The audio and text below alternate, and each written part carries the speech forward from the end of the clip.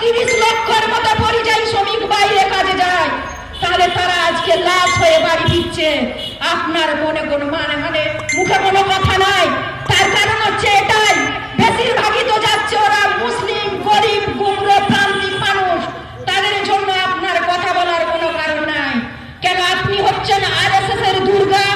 যদি এর বিরুদ্ধে বলেন তাহলে এই খেতাবটা আরএসএস আপনার থেকে কেড়ে নেবেন। তাই আপনার এই যে চোরা মুখোশ জনগণ জেনে গেছে, আর নয়। তাই এই চোরা মুখোশের আড়ালের মানুষের মুখোশগুলো টেনে খোলার জন্য ওয়েলফেয়ার পার্টি অফ ইন্ডিয়ায় ভারতবর্ষের বুকে এসেছে। প্রত্যেকের হিসেব নেওয়া হবে, 1 ইঞ্চি ছেড়ে কথা বলা হবে না। এই কথা বলে সকলকে সংগ্রামী অভিনন্দন, শুভেচ্ছা জানিয়ে আমি আমার বক্তব্য শেষ করছি। ওয়েলফেয়ার পার্টি অফ ইন্ডিয়া জিন্দাবাদ।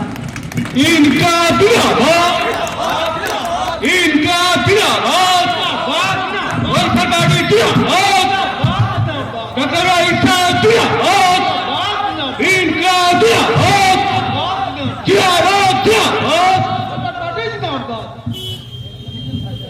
शुक्रिया। राज्य सम्पादिका শাহাদি পারভিন মহাশয়া আপনাদের সামনে কথা রাখলেন। এখন মাইকে ডেকে নেব রাজ্য সম্পাদক জনাব জালাল উদ্দিন সাহেবকে। আমি ওনাকে কথা রাখার জন্য মাইকে আসার জন্য আহ্বান করছি।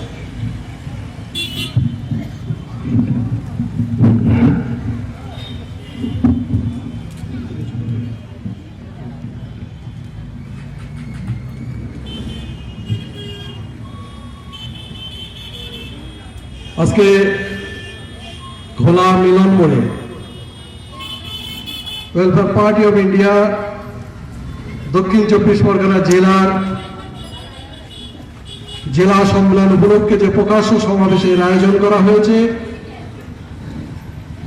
সেই সমাবেশে মধ্যমণি ওয়েলফেয়ার পার্টি অফ ইন্ডিয়ার কেন্দ্রীয় সভাপতি ডক্টর রইস উদ্দিন সাহেব, রাজ্য সম্পাদিকা শাহাদাত পারভীন, জেলা সভাপতি গুরবান আলী রস্তম, আমার সামনে উপস্থিত পার্টি কর্মী, এলাকার মানুষ, মাইকের আওয়াজ জয়দূর যাচ্ছে।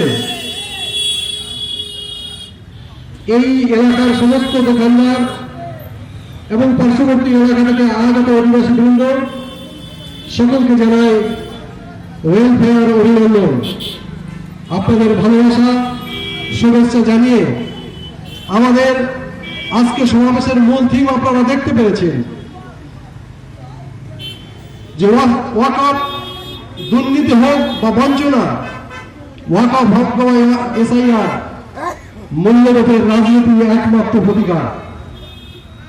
4টে বার্নিং ইস্যুকে সামনে রেখে আমাদের এই সম্মেলন